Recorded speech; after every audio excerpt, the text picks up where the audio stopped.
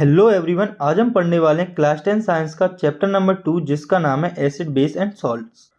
तो इस चैप्टर में हम एसिड बेस एंड सॉल्ट्स की फिजिकल और केमिकल प्रॉपर्टीज, उनकी रिएक्शंस, उनकी नेचर के बारे में काफ़ी अच्छे से डिटेल में समझने वाले हैं और उसके साथ में काफ़ी सारी और भी एडिशनल इन्फॉर्मेशन लेने वाले हैं।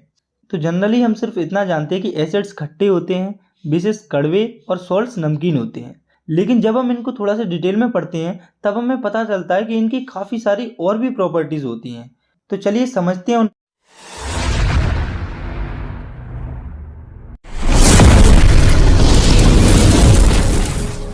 तो सबसे पहले हम समझते हैं एसिड्स के बारे में।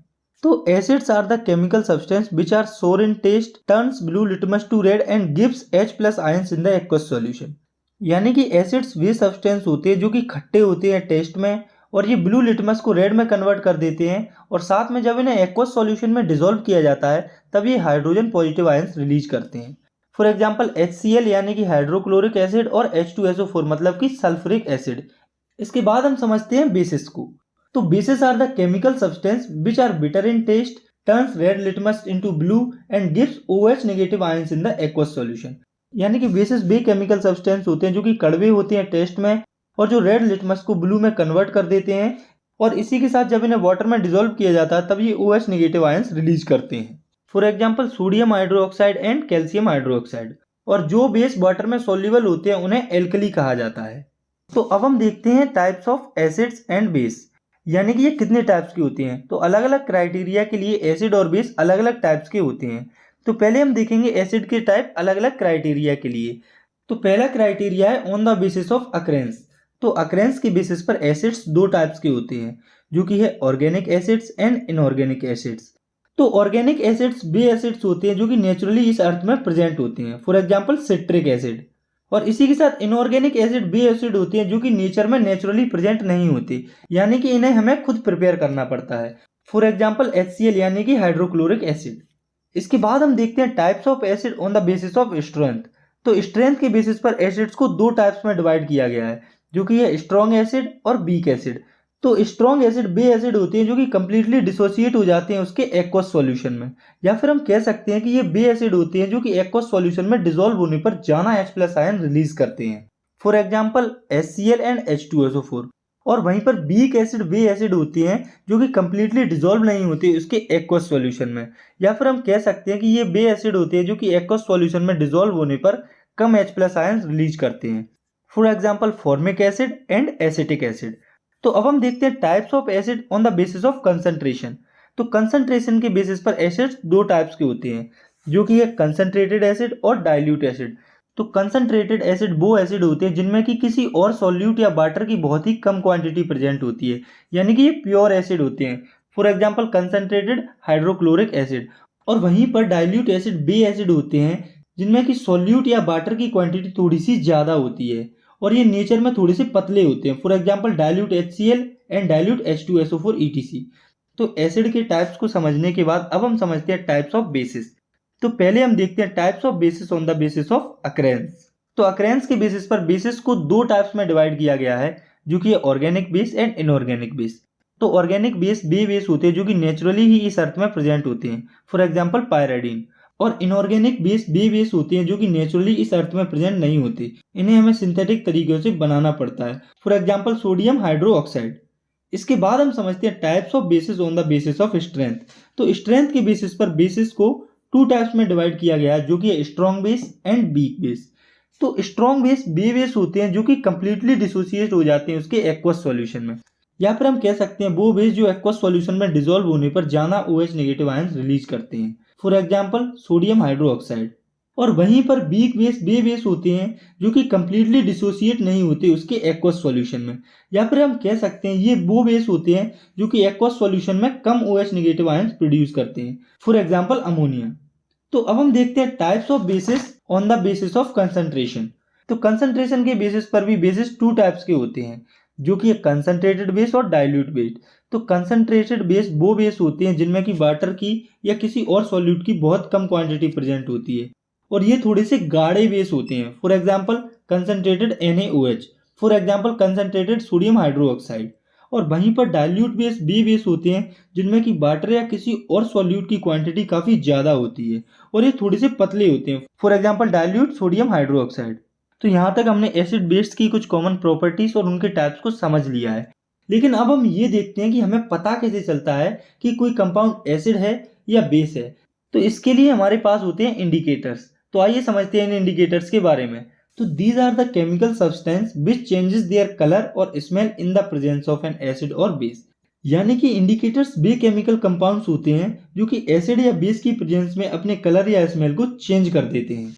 इसके बाद हम देखते हैं इंडिकेटर्स के टाइप, यानी कि टाइप्स ऑफ इंडिकेटर। तो बेसिकली इंडिकेटर्स 3 टाइप्स के होते हैं जो कि है नेचुरल इंडिकेटर्स, सिंथेटिक इंडिकेटर्स और ऑल्फैक्टरी इंडिकेटर्स। तो सबसे पहले हम समझते हैं नेचुरल इंडिकेटर्स को।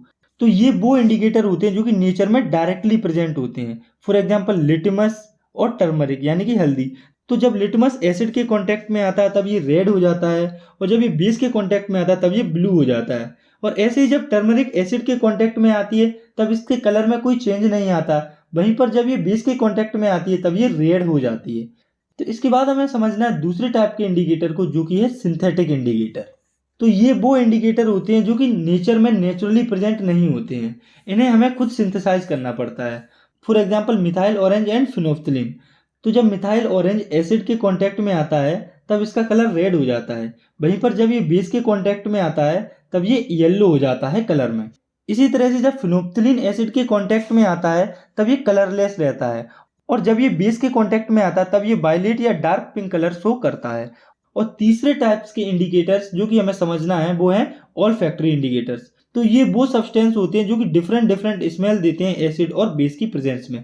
For example vanilla essence and clove oil. तो वेनिला एसेंस जिसे कि आइसक्रीम फैक्ट्रीज में यूज किया जाता है आइसक्रीम को फ्लेवर देने के लिए, जब ये एसिड के कांटेक्ट में आता है तब इसकी स्मेल बहुत ही तेजी से इंक्रीज होती है और जब यही वेनिला एसेंस बेसिस के कांटेक्ट में आता है तब इसमें से कोई स्मेल नहीं आती है।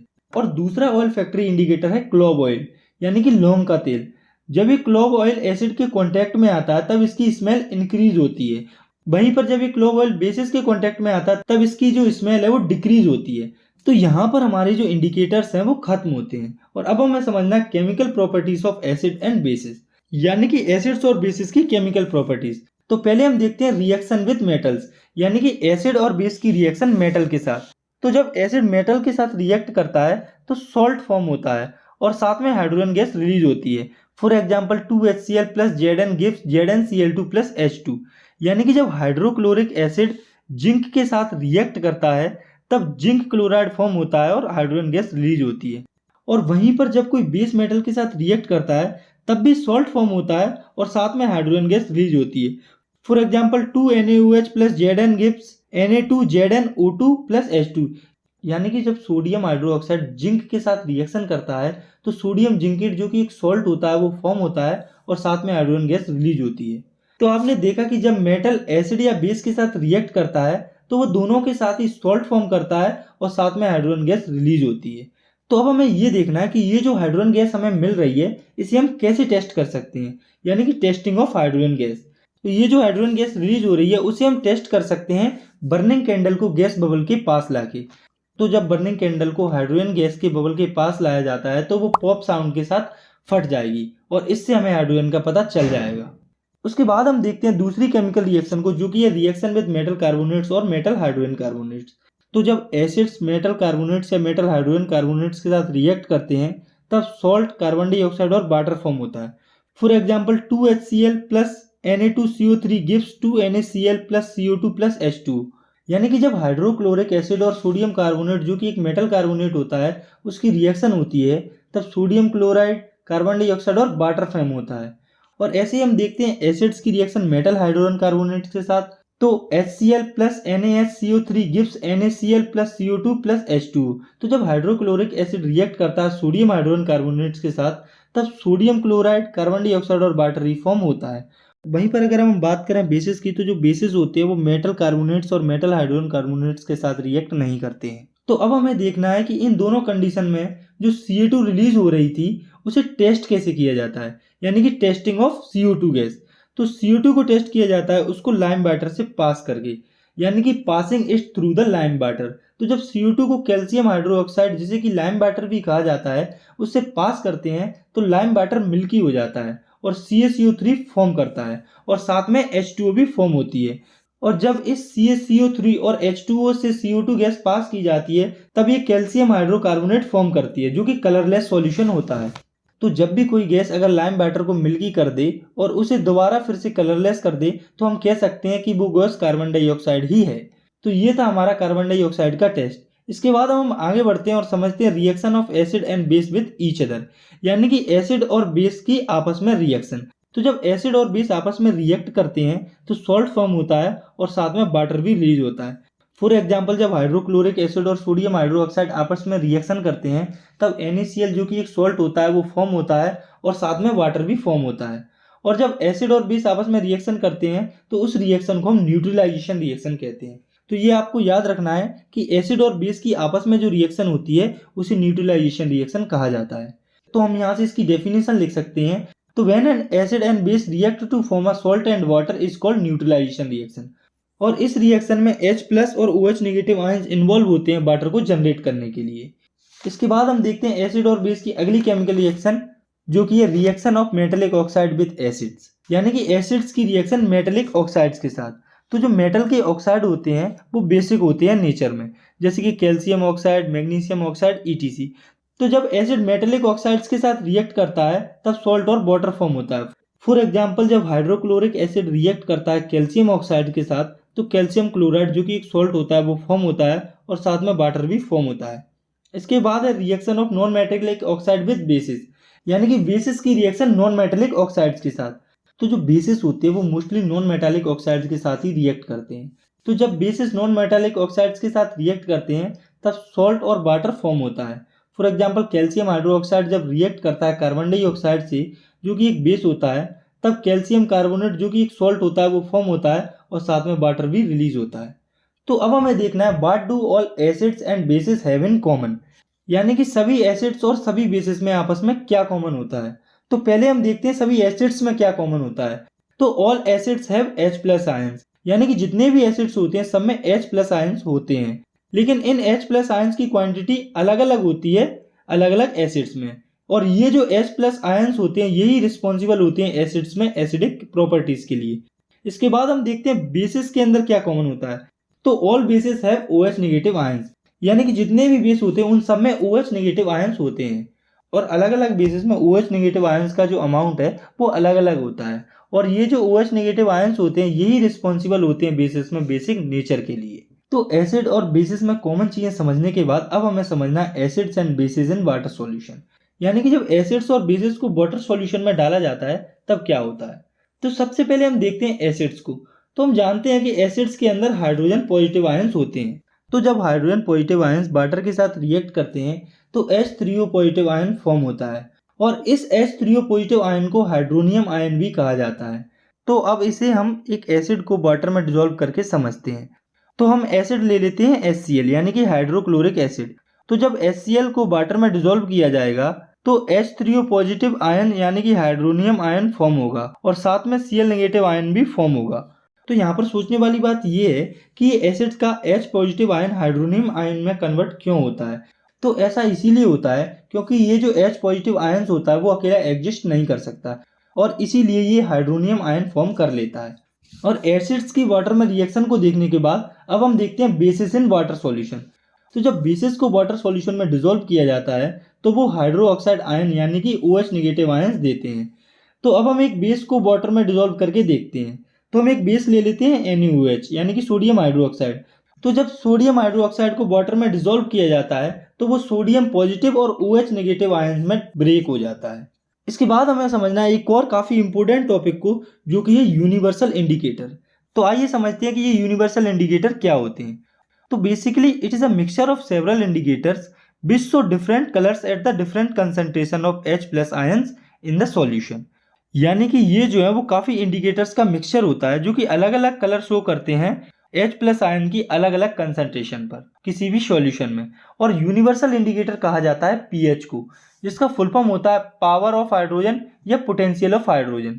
तो ये जो आप देख रहे हैं ये है पीएच स्केल, जिसमें कि 1 to 14 तक नंबर होते हैं। तो अब हमें इस पीएच स्केल को अच्छे से समझना है। तो अगर किसी सब्सटेंस की पीएच वैल्यू 7 से कम है तो वो सब्सटेंस एसिडिक होता है, और वहीं पर अगर किसी सब्सटेंस की पीएच वैल्यू 7 से ज़्यादा होती है तो उसे बेसिक कंसीडर किया जाता है। और अगर किसी सब्सटेंस की पीएच वैल्यू एग्जैक्ट 7 होती है तो उसे न्यूट्रल कंसीडर किया जाता है, जिसे हम साल्ट भी कहते हैं। तो यहाँ पर याद रखने वाली बात ये है कि किसी सब्सटेंस की पीएच वैल्यू जितनी ज़्यादा कम होगी वो उतना ज़्यादा एसिडिक होगा, और वो उतना ही ज़्यादा रेड कलर शो करेगा।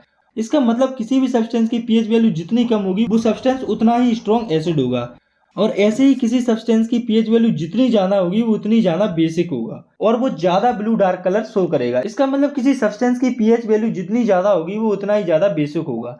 तो अब मैं इसे आपको एक और सिंपल तरीके से समझाने वाला हूँ। तो आपको ये याद रखना है कि अगर किसी सब्सटेंस की पीएच वैल्यू 1 से 3 के बीच में आती है तो वो स्ट्रॉन्ग एसिड होगा और उसका कलर एकदम रेड होगा, और वहीं पर अगर किसी सब्सटेंस की पीएच वैल्यू 3 से 6 के बीच में होगी तो वो सब्सटेंस वीक एसिड होगा और वो थोड़ा सा ऑरेंज और येलोइश होगा कलर में। इसी के साथ अगर किसी सब्सटेंस की पीएच वैल्यू एग्जैक्ट 7 होगी तो इसका मतलब कि वो सब्सटेंस न्यूट्रल है और उसका कलर ग्रीन होगा। वहीं पर अगर किसी सब्सटेंस की पीएच वैल्यू 8 से 11 के बीच में होगी तो वो सब्सटेंस वीक एसिड कंसीडर किया जाता है और उसका कलर नॉर्मल ब्लू होगा। और अगर किसी सब्सटेंस की पीएच वैल्यू 11 से 14 के बीच में होगी तो वो सब्सटेंस स्ट्रॉन्ग बेस कंसीडर किया जाएगा और उसका कलर वायलेट या फिर इंडिगो होगा। तो पीएच स्केल को अच्छे से समझने के बाद अब हम समझते हैं importance of pH in our daily life, यानी कि पीएच की हमें अपनी डेली लाइफ में क्या ज़रूरत पड़ती है। तो इसमें कि पहला है our body works effectively between the pH 7 to 7.8, मतलब कि हमारी जो ह्यूमन बॉडी होती है वो इफेक्टिवली वर्क करती है जब बॉडी की पीएच 7 से लेकर 7.8 के बीच में होती है, और अगर इस पीएच में कुछ चेंज आता है तो हमारी जो बॉडी है वो इफेक्टिवली काम नहीं करती। इसके बाद नेक्स्ट है pH of rain less than 5.6 called acid rain, यानी कि जब रेन वाटर का पीएच 5.6 से कम होता है तो उसे हम एसिड रेन कहते हैं।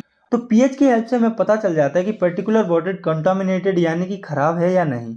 इसके बाद पीएच की तीसरी इंपोर्टेंस है कि tooth decay starts when pH of mouth become less than 5.5, यानी कि जब हमारे माउथ की पीएच 5.5 से कम हो जाती है तो हमारे जो दांत होते हैं वो डिके होने लगते हैं, यानी कि खराब होने लगते हैं। तो पीएच की हेल्प से हम हमारे दांतों को डिके होने से प्रिवेंट कर सकते हैं। इसके बाद पीएच की चौथी इंपोर्टेंस है कि plant need specific pH for their healthy growth, यानी कि हर एक जो प्लांट होता है उसको स्पेसिफिक पीएच चाहिए होती है ग्रो करने के लिए। तो हम पर्टिकुलर प्लांट की सॉइल या पीएच का पता लगाकर हम पर्टिकुलर प्लांट की अच्छी ग्रोथ करवा सकते हैं।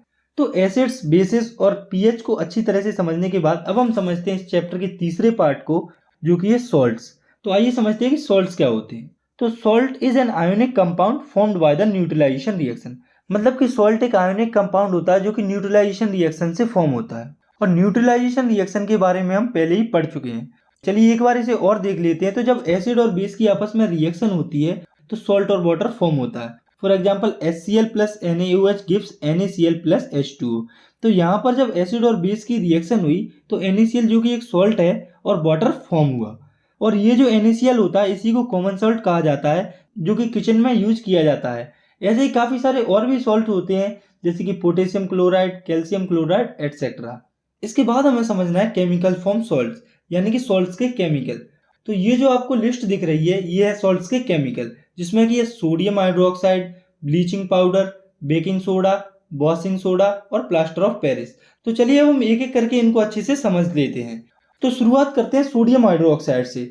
तो जो सोडियम हाइड्रोक्साइड होता है इसे कॉस्टिक सोडा भी कहा जाता है और इसका केमिकल फॉर्मूला होता है NaOH। तो जब NaCl के एक्वस सॉल्यूशन से इलेक्ट्रिसिटी को पास किया जाता है तो वो डिकम्पोज हो जाता है सोडियम ऑक्साइड या कास्टिक सोडा को फॉर्म करने के लिए। तो ये जो आपको दिख रही है ये कास्टिक सोडा की फॉर्मेशन रिएक्शन है। तो जब सोडियम क्लोराइड और वाटर में से इलेक्ट्रिसिटी पास की जाती है तब कास्टिक सोडा फॉर्म होता है और साथ में HCl भी बनता है। तो कास्टिक सोडा की फॉर्मेशन को समझने के बाद अब हम समझते हैं कास्टिक सोडा के यूजेस को। तो इसका यूज सॉप्स और डिटर्जेंट बनाने में किया जाता है, पेपर को मैन्युफैक्चर करने में किया जाता है, ऑयल की रिफाइनिंग में किया जाता है और PVC मैन्युफैक्चर में भी इसका यूज किया जाता है, और इसी के साथ साथ इसको एज अ पेस्टिसाइड भी यूज किया जाता है। तो सॉल्ट्स के केमिकल में दूसरे नंबर पे हमें समझना है ब्लीचिंग पाउडर के बारे में। तो इसका केमिकल फॉर्मूला होता है CaOCl2।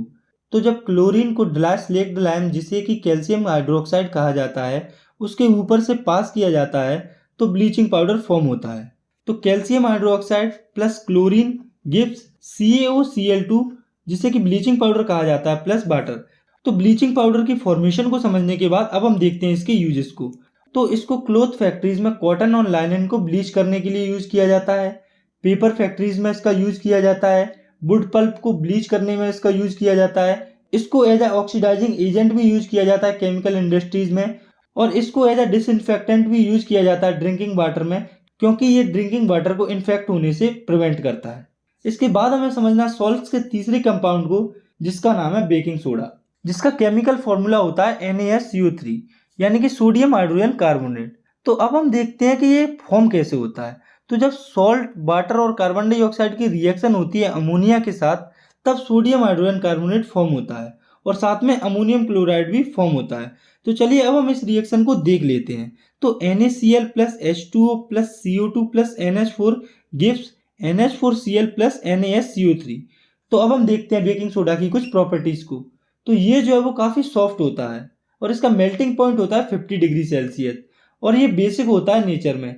इसी के साथ ये नॉन करोसिव भी होता है, यानी कि ये काफ़ी लंबे समय तक खराब नहीं होता, और जब इसे कुकिंग के टाइम पर हीट किया जाता है तब ये सोडियम कार्बोनेट, वाटर और CO2 में डिकम्पोज हो जाता है। तो ये तो थी बेकिंग सोडा की कुछ प्रॉपर्टीज। तो अब हम नज़र डालते हैं इसके कुछ यूजेस पर। तो it is used in making cold drinks, यानी कि इसे कोल्ड ड्रिंक्स बनाने में यूज किया जाता है। और इनका दूसरा यूज है it is used in the manufacturing of fire extinguisher, यानी कि फायर एक्सटेंजर्स बनाने में भी इसका यूज किया जाता है। इसका तीसरा यूज है it is used as antacid. तो हम जानते हैं कि बेकिंग सोडा बेसिक नेचर का होता है, तो इसीलिए इसको एसिड के इफेक्ट को न्यूट्रलाइज करने के लिए भी एज अ एंटासिड यूज किया जाता है। और इसका चौथा यूज है it is used for making baking powder, यानी कि जो बेकिंग सोडा होता है उसका यूज बेकिंग पाउडर बनाने के लिए होता है। तो अब हम ये देखते हैं कि बेकिंग सोडा बेकिंग पाउडर में कैसे कन्वर्ट होता है। तो जब बेकिंग सोडा में टार्टरिक एसिड को ऐड किया जाता है तो वो बेकिंग पाउडर में कन्वर्ट हो जाता है, और ये जो बेकिंग पाउडर होता है वो ब्रेड्स और केक्स को सॉफ्ट और स्पॉन्जी बनाने के लिए यूज होता है। तो इसके बाद हमें समझना सॉल्ट के चौथे केमिकल को, जो कि है वॉशिंग सोडा। तो इसका केमिकल फॉर्मूला होता है Na2CO3 10H2, यानी कि sodium carbonate with 10 molecules of water. तो चलिए अब हम इसकी फॉर्मेशन को समझ लेते हैं। तो इसके लिए आपको थोड़ा सा पीछे जाना पड़ेगा। तो अभी हमने पढ़ा था जब बेकिंग सोडा को हीट किया जाता है कुकिंग के टाइम पर, तो सोडियम कार्बोनेट, वाटर और CO2 फॉर्म होता है। तो ये जो वॉशिंग सोडा होता है वो इसी प्रोसेस को फर्दर कंटिन्यू करने से फॉर्म होता है। तो ये जो सोडियम कार्बोनेट यहाँ पर बना है इसमें वाटर के 10 मॉलिक्यूल्स ऐड कर दिए जाते हैं, तब जाकर वॉशिंग सोडा फॉर्म होता है। तो इसके बाद हमें देखना है वॉशिंग सोडा के कुछ यूजेस को। तो it is used in glass, soap and paper industries, यानी कि इसका इस्तेमाल ग्लास, सॉप और पेपर इंडस्ट्रीज में किया जाता है उन्हें मैन्युफैक्चर करने के लिए। It is also used as cleaning agent in the houses, यानी कि घरों की साफ सफाई करने में भी इसका यूज किया जाता है। और इसका सबसे इंपॉर्टेंट रोल है it is used for removing hardness of water, यानी कि ये जो है वो वाटर की हार्डनेस को रिमूव करता है और उसे सॉफ्ट बनाता है। इसके बाद हमें समझना है पांचवें सॉल्ट फॉर्म केमिकल और इस चैप्टर के आखिरी कंपाउंड को, जो कि है प्लास्टर ऑफ पेरिस, जिसे कि कॉमन लैंग्वेज में POP भी कहा जाता है। तो चलिए अब हम इसकी प्रिपरेशन को देख लेते हैं। तो जब हम जिप्सम को 100 डिग्री सेल्सियस पर हीट करते हैं तो वो अपने वाटर मॉलिक्यूल्स को लूज कर देता है और प्लास्टर ऑफ पेरिस में कन्वर्ट हो जाता है। आप यहाँ पर देखिए CaSO4 जो कि जिप्सम होता है, जब इसे 100 डिग्री सेल्सियस पर हीट किया जाता है तो ये अपना 1.5 H2O मॉलिक्यूल लूज कर देता है और POP में कन्वर्ट हो जाता है। और अगर इसी POP में जब हम वाटर ऐड कर देते तो ये दोबारा जिप्सम में कन्वर्ट हो जाता है। तो ये तो थी POP की फॉर्मेशन। तो अब हम देखते हैं इसके कुछ यूजेस को। तो इसका पहला यूज है फॉर मेकिंग सरफेस स्मूथ। तो इसका इस्तेमाल घरों की जो सरफेस होती है उसे स्मूथ बनाने के लिए किया जाता है। तो आपने कई घरों में देखा होगा कि घरों की दीवारों को स्मूथ बनाने के लिए इसका यूज किया जाता है। इसका दूसरा यूज है for making toys and decoration materials, यानी कि खिलौने बनाने के लिए और डेकोरेशन का सामान बनाने के लिए भी इसका यूज किया जाता है। और इसका तीसरा यूज है in hospital to support fractured bone. तो आपने कई बार देखा होगा जब किसी का हाथ पैर या कुछ और फ्रैक्चर हो जाता है तो डॉक्टर उस फ्रैक्चर्ड बोन को POP की हेल्प से ही सेटल करता है। तो इसी के साथ हमारा जो चैप्टर है वो खत्म होता है। आई होप आपको अच्छे से समझ में आया होगा। अगर वीडियो पसंद आई है तो आप इसे लाइक कर सकते हैं और क्लास 10 साइंस की ऐसी ही वीडियोस के लिए चैनल को सब्सक्राइब भी कर सकते हैं। तब तक के लिए thanks for watching, take care, bye bye.